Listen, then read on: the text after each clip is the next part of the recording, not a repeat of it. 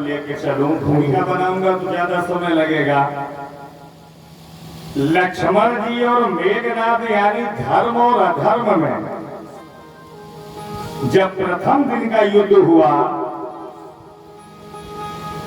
तो राम जी की तरफ से सेनापति बनाए गए राम के छोटे भैया लक्ष्मण जी और रावण की तरफ से पहले दिन के युद्ध में सेनापति बनाया गया रावण का बड़ा पुत्र मेघनाथ। तुलसी बाबा लिखते हैं लक्ष्मण मेघ नाद दो जोधा। पक्षपात नहीं किया तुलसी बाबा ने किसी के साथ मानस में, दोनों को योद्धाओं की पदवी दी। इस मेघनाथ ने सोचा आज पहले दिन का युद्ध है, जैसे बने तैसे हम राम की सेना परास्त करें। क्यों? सेना का मनोबल टूट जाएगा, युद्ध हम ऑटोमेटिक जीत जाएंगे। तो उसने वीर घातनी नाम की शक्ति छोड़ी, लक्ष्मण जी के सीने में वज्र के समान लगी, मूर्छित होकर के लक्ष्मण जी गिर पड़े। इस मेघनाथ ने आदेश दिया लक्ष्मण जी को उठाओ, रथ में डालो, लंका ले चले। तुलसी बाबा लिखते हैं मेघनाथ के जैसे करोड़ों योद्धा लक्ष्मण जी को उठाने में लगे रहे लेकिन उठा नहीं पाए। मेघनाथ सत कोटि सम कहो जोधा रहे उठाए, लेकिन जगदाधार शेष किमी चले उठे बिलगाए। जो भाई जिन शेष नाग के एक एक फल में करोड़ों ब्रह्मांड लगते हो तो एक मेघनाथ की क्या औकात हो जो उठा ले। पिता समान बुजुर्ग लोग बैठे हो, बड़े मंचों पर कई वक्ताओं के बीच में हम लोग बोलते हैं तो स्पीच बदल देते हैं, लेकिन यहाँ ना आगे कोई वक्ता ना पीछे कोई वक्ता, तो लास्ट गाड़ी माना है थाली आराम से सुनो। लक्ष्मण जी के मौसिया 2 बार शक्ति लगी। एक बार मेघनाथ ने मारी और एक बार रावण ने मारी। जब रावण ने शक्ति मारी तो बानरों को लगा रामादर में फिर वही प्रक्रिया की जाएगी। सुसेन बैठ आएंगे, हनुमान जी बूटी लेके आएंगे, लेकिन जैसा बानरों ने सोचा वैसा चाचा हुआ कुछ नहीं। बानरों ने देखा पता नहीं प्रभु श्री राम जी ने इस बार क्या कह दिया लक्ष्मण जी के कान में। लक्ष्मण जी उठ के बैठ गए। मतलब समझे, संसार की जब शक्तियां लगती हैं तब हमें आपको वैद्य, हकीम, डॉक्टर की जरूरत पड़ती है। लेकिन जब अज्ञान रूपी रावण शक्ति मारता है, अज्ञान की शक्ति लगती है, तो केवल सत्संग हमें आपको बचा सकता है। राम का नाम हमें आपको बचा सकता है। राम जी ने लक्ष्मण जी के कान में कहा, लक्ष्मण जी पहचानो आप हैं कौन? तुम कृतांत भक्षक सुर त्राता, तुम तो कानों के भी कानो हो। और जब जीव को अपने निज स्वरूप का ध्यान हो जाता है, आइए आप कैसे तो संसार की और अज्ञान की किसी भी शक्ति का कोई प्रभाव उसके ऊपर कभी नहीं पड़ता।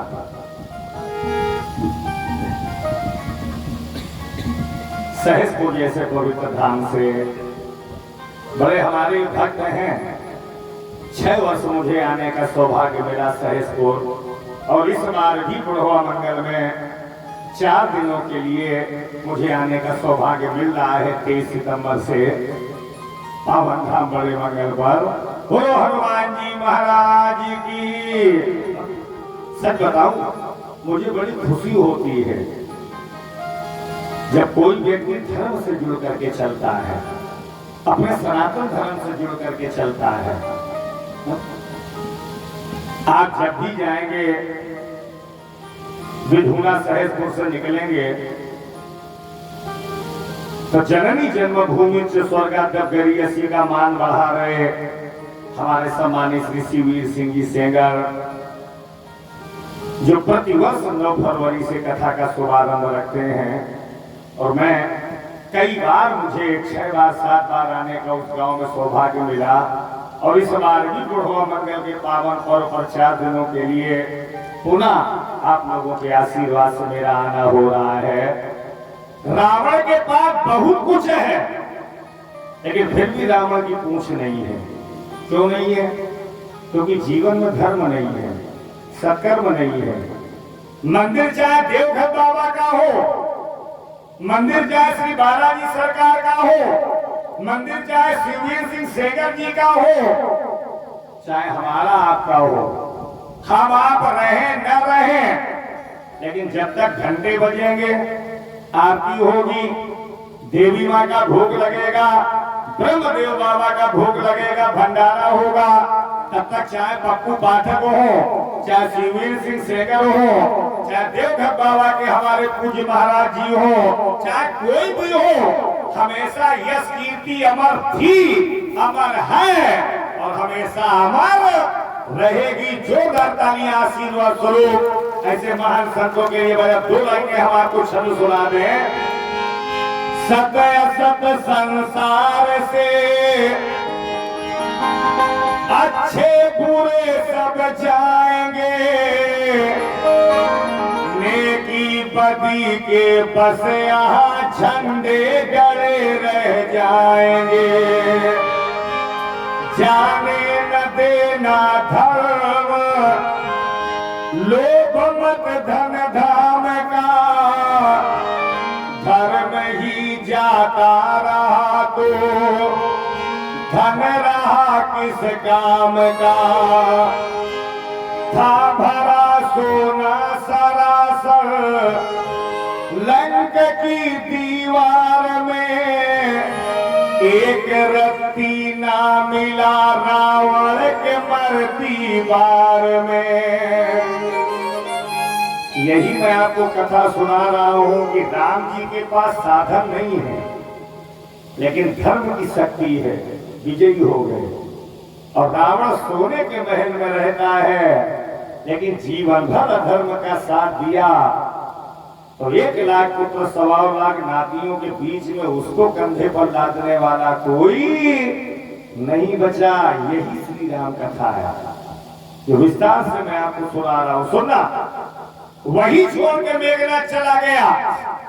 श्री हनुमान जी को मालूम पड़ा, उठाया लक्ष्मण जी को बड़े भैया श्री राम जी की गोद में लिटा दिया।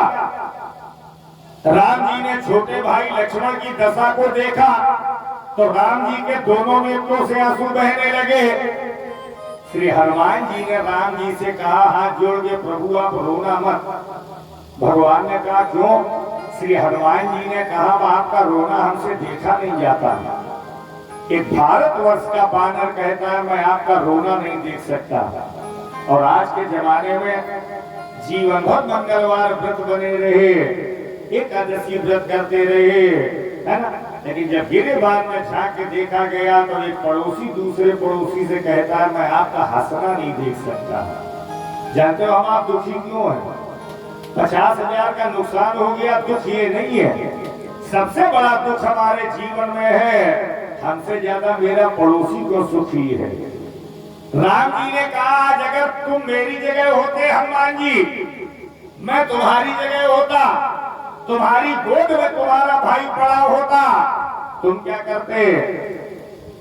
हाथ जोड़ के श्री हनुमान जी बोले, सरकार रोता नहीं, आप हमें आज्ञा दो, बताओ लक्ष्मण जी को अभी उठा के बिठा दें। बोले कोई उपाय है?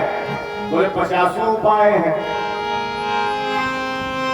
कहे नाथ चंद्रमा को मारी प्रखीव, अमृत की धार लई सौमित्र को पिलाऊं मैं। लोग कहते हैं चंद्रमा में अमृत है, हम चंद्रमा को पकड़ना है, लक्ष्मण के मुंह में निचोड़ दे, चंद्रमा मर गया, लक्ष्मण उठ के बैठ जाए। भगवान ने कहा ये धर्म नहीं है। दूसरे को कष्ट देके, तकलीफ देके अपने सुख की कामना करना ये कहाँ का धर्म है? श्री हनुमान जी ने कहा तो दूसरा उपाय है। कहे सुर लोक जाए, सुरों के नामी वैद्य, अश्वनी कुमार को तुरंत आने लाऊं मैं। बताओ, देवताओं के डॉक्टर अश्वनी कुमार को पकड़ लाए, उनसे इलाज कराए। भगवान ने कहा ये भी ठीक नहीं है। क्यों? दुनिया में बड़े बड़े संत महात्मा बीमार पड़ेंगे तो उनके शिष्य भी जाएंगे अश्वनी कुमार के पास, चलो राम जी तुम्हारे बाप हते जिनके इलाज कराने गए, हमारे गुरु जी पसरे डरे इलाज करो चले। हनुमान जी ने कहा तो बस एक ही उपाय सरकार बचा है। कहे अभिलाष निज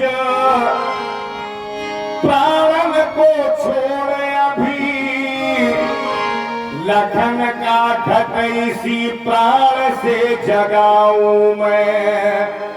बताओ हम मर जाएं, अपने प्राण लक्ष्मण के अंदर डाल दें।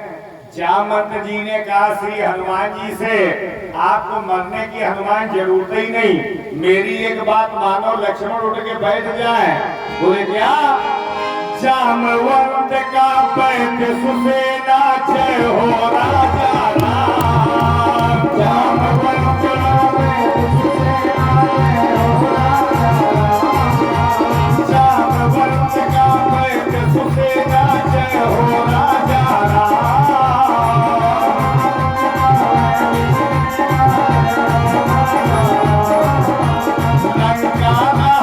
पछड़ी देना जैसी सीताराम।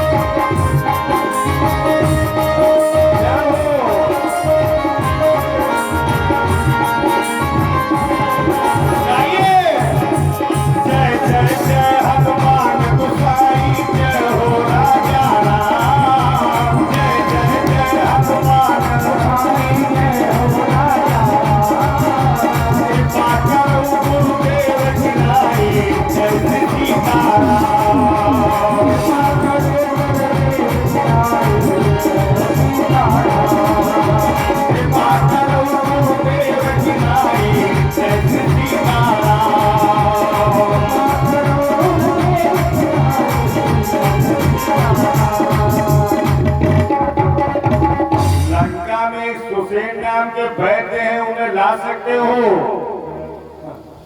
हनुमान जी ने कहा पता दो। पता लेके माता जी लंका नगरी में श्री हनुमान जी पहुंचे। 11:30 बजे रात तक घूमे, कहूं वैद्य जी को घरे नहीं मिले। 11:15 बजे देखा हनुमान जी ने एक दरवाजे पर बोर्ड लगा, उस बोर्ड में बल्ब, और उस बल्ब के नीचे काली स्याही से मोटे अक्षरों में लिखा फिजिशियन एंड सर्जन। अब नीचे नाम पड़ा सुसेन वैद्य। बजरंगी बोले बस बस बस मिल गया, लाओ जगाए। लेकिन ज्ञानी नाम अगर करने हम, है ना, मन में सोचा यार दुश्मन का डॉक्टर है, मैंने जगाया और ये गया गया न गया तो तब बजरंग बली ने मैं मेडिकल स्टोर के वैद्य जी को उठाओ, आने भवन समेत तुरंता। अच्छा सही बताना, आप लोग बैठे हो, किसी आदमी का घर उठाओगे तो दीवारें हिलेंगी कि नहीं हिलेंगी? फ्रिज पर रखा शोपीस का गमला गिरेगा कि नहीं गिरेगा? किचन के बर्तन गिरेंगे कि नहीं गिरेंगे? वैद्य की पत्नी बोली वैद्य जी क्या भूकंप आ गया? वैद्य बोले चुपा बात, खबरदार जो 4 भाई के नीचे उतरी, ये भूकंप नहीं आया। आज के 1.5 महीने पहले रावण के दरबार में अंगद नाम का बंदर जरूर आया था। अब वो कह के गया था लंका गई समुद्र में बोरो, अगर तेरी ये लंका उठा के हमने समुद्र में घुसेरी तो हम ही काहे के अंगद। वैद्य जी बोले पत्नी से सबसे किनारे अपनों घर पर जाके और लगा अपने घर पे लगाओ, चुप नहीं जाओ, सवेरे तक जिंदा रहेंगे तो दिखवे में कोई बात नहीं। रामाचल में मकान रखा, घंटी घंटनाई, वैद्य जी ने कपाट खोले, पकड़ा हनुमान जी ने हाथ और उस जगह वैद्य जी को लेके गए जहाँ छोटे भाई के वियोग में बड़े भाई श्री राम रो रहे थे। राम जी ने वैद्य जी को देखा तो एकदम चिल्ला के बोले वैद्य जी प्राणों से मेरा प्यारा भैया देखो ना कुछ बोल रहा है, प्राणों से मेरा प्यारा भैया देखो ना कुछ बोल रहा है, प्राणों से मेरा प्यारा भैया देखो ना कुछ बोल रहा है, प्राणों से मेरा प्यारा भैया देखो ना कुछ बोल रहा है। वैद्यनाथ जी आकर देखो, वैद्यनाथ जी आकर देखो, ये आंखें खोल रहा